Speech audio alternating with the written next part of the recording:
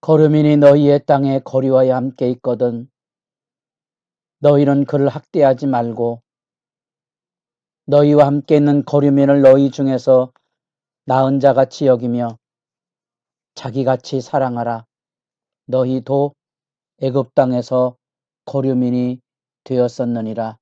나는 너희 하나님 여호와이니라. 새벽을 깨우는 거룩한 기도자 여러분, 복된 주의 은총이 늘 삶의 자리에 넘쳐나기를 소망합니다.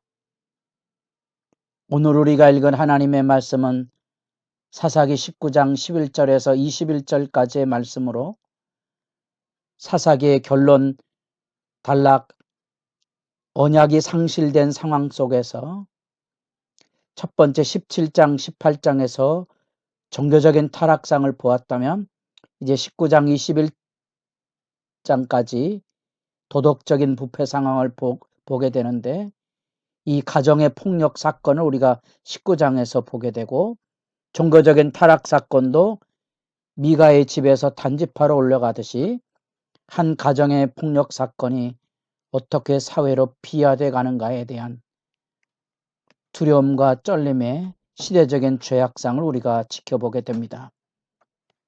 종교적으로 있을 수 없는 레위인이 처벌치한 이 사건이 과연 어떻게 그 가정 내에 문제가 야기되고 있는지를 살펴보고 아마도 성경에서 가장 고통스러운 그런 장이 사사기 19장입니다.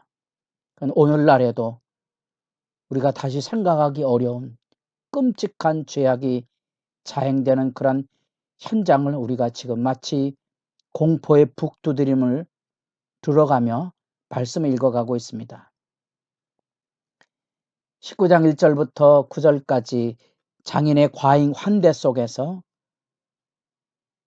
돌아가기를 주저했던 이 레위인이 이 밤늦게 결단을 하고 집으로 돌아가는 길에 그 밤을 지내야만 되는 상황 속에 여부스라는 지금의 예루살렘이죠. 베들레헴에서 예루살렘으로 그 다음에 여기 나타난 기브아로 라마로 이렇게 올라가는 게 중앙산지 길이고요. 거리상에서 6km에서 10km 정도 거리 상이 되니까 한번 걸어서 간다면 몇 시간 내에 도착할 수 있는 그런 부분들을 이어가는데 여부스 맞은편에 이르렀을 때 그곳에 이제 쉼터를 얻으려고 하지만 이 레위인은 내키지가 않았던 거죠.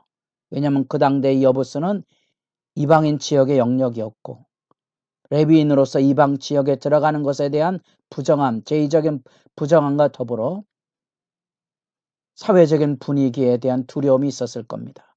그래도 동족이 있는 베냐민 지파의 사람들이 있는 기브아 라마로 올라가길 원했던 거죠. 그래서 기브아에 막상 들어섰는데 놀랍게도 기브아에서 해가 지도록 성읍 넓은 거리에 15절에 앉아 있었으나 영접하여 유숙하는 자가 없었다 이렇게 말합니다. 고대 사회에서는 나그네를 대접하는 것은 특별히 유목민적인 전통에 있을 때는 상존에 관계된 문제입니다. 서로 도와서 이리저리 떠돌아 살지만 최소한의 밤이슬을 맞지 않도록 돌봐주는 그러한 서로 간의 유대가 그 사회 안의 질서인데 성경에도 분명히 나그네를 대접하라는 규례가 있음에도 불구하고 뜻밖의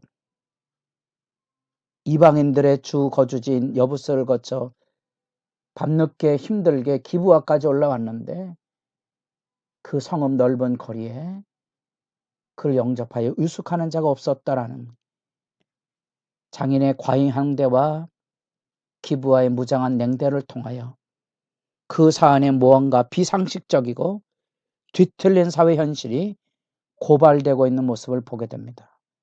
구체적으로 도덕적인 타락성에 레위인이 처벌취할 수 있는가? 이런 심각한 문제죠. 나그네를 환대하지 못하는 이 사회적인 공동체 유대가 무너진 그런 찬바람 불고 있는 사회 현실. 그때 저녁 때 한 노인이 밭에서 일하다가 성읍으로 돌아와 드디어 이 레위인을 맞아주는데 16절에 보면 에브라임 산지 사람으로서 기브아에 거류하는 자라. 이후에 내 이야기들 속에서 보면 이 노인도 외지인으로서 이 기브아에 와 있으니까 사회적인 소외를 면할 수 없는 상황으로 보여집니다. 마지막에 그는 이 레위인을 맞으면서 하는 말, 거리에는 유숙하지 말라, 그 두려운 이야기를 들려주고 있습니다. 그 어둠에 떨어져가는 시대의 아픔을 우리가 지켜보게 되는 거지요. 그 안에 이 레위인이 그 노인을 붙잡고 어쩌면 하소연하는 입장의 모습을 보이게 됩니다. 뭐라고 말하는 거는 19절에 우리에게는 나귀들에게 먹일 집과 여물이 있고 나와 당신의 여종과 당신의 종인 우리들과 함께한 청년에게 먹을 양식과 포도주가 있어 무엇이든지 부족함이 없나이다. 민폐를 끼치려는 의도가 전혀 없음을 밝히면서 어쩌면 가장 상식적인 고대 사회에 서로 돌보아야 될 이런 아름다운 관계 안에 이제 유숙할 것을 어쩌면 구걸하는 이런 모습들, 장인의 과인 항대와 기부와의 냉대와 더불어 이 노인에게 도움을 청하고 있는 이 레위인의 이런 모습들이 그 시대적인 배경이 담겨져 있는 뒤틀린 사회상으로 나타나고 거리에 유숙하지 말라 하며 이제 이 노인이 이 레위인을 맞아들이는 그 안에서 우리는 어둠이 깊게 드리워진 배경의 이야기를 보게 됩니다.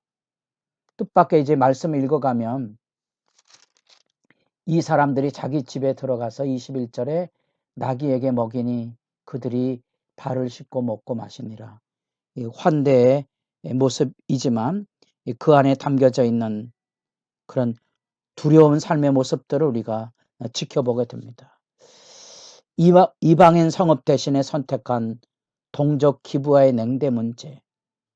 어쩌면 우리가 이렇게 말씀을 읽어가며 가장 고통스러운 부분인데 종교적인 부패가 어떻게 이 도덕적인 타락과 어우러져서 극단의 현실로 내몰려 가는지에 대한 두려움의 시각을 가지고 말씀을 읽어가면서 우리는 이 세상의 기업의 가치 중에 요즘 용어 중에 기업의 운영에 대한 이야기가 사회적인 책임에 대한 이야기, 환경과 사회와 지배 구조에 대한 그런 지침들이 요즘 사회 속에서 회자되고 있습니다. 기업도 기업이라는 유익을 구하는 경제적인 이윤을 추구하는 이 집단 자체도 세상의 기준에 보면 환경이나 사회적인 그런 정서나 기업이 움직여져가는 지배 구조의 건강함을 세상도 원하고 있는데 도덕적 사회적인 본분과 가치를 세상도 찾아가고 있는 현대사회를 살아가면 이 지금 고대 사회 안에 있는 이런 뒤틀린 삶의 모습들을 여러분 지켜보면서 어쩌면 오늘날의 우리들 사회 속에 기독교의 모습, 오늘날 우리들의 사회 속에 교회 공동체의 모습을 아프게 비견해 볼 수밖에 없다는 사실입니다. 돌아보셔야 됩니다. 우리 시대 안에 과연 교회가 우리의 신앙 고백 안에 거룩한 공예라는 고백과 성도의 교통이라는 선연한 신앙 가치의 고백을 실제로 우리 교회 공동체 안에 하나님의 백성들이 어떻게 지켜가고 있는가? 사회가 가지고는 최소한의 양식조차도 교회가 지켜가지 못하고 있다면 하나님의 심판을 어떻게 면할 것인가 하는 생각을 새삼 두렵게 돌아보게 됩니다. 19장에 나타난 도덕적인 타락상의 극단의 부패함을 보며 이렇게 뒤틀린 사회 안에 살아가고 있는 오늘날의 교회의 모습을 보고 가슴 아프게 주님 앞에 엎드려질 수밖에 없는 것은 누가 일어나서 하나님의 말씀을 들려주고 누가 일어나서 하나님의 말씀 곧 신앙의 깃발을 들고 하나님의 교회의 공동체성을 회복하는 일에 앞장설 수 있겠는가. 제3 우리 스스로를 돌아보고 주님 앞에 기도하는 시간이 깊어지기를 바랄 뿐입니다. 우리 안에 하나님의 성령이 임하셔서 우리로 하여금 두려운 말씀을 읽어가며 하나님 앞에 겸허히 엎드러져서 우리도 이 사회 안에 오히려 손가락질 당하고 있는 수치스러운 삶의 현실들을 우리가 타연스럽게 지켜 행하고 있는 것은 아닌지 엎드려서 기도하는 시간이 깊어지기를 바랍니다.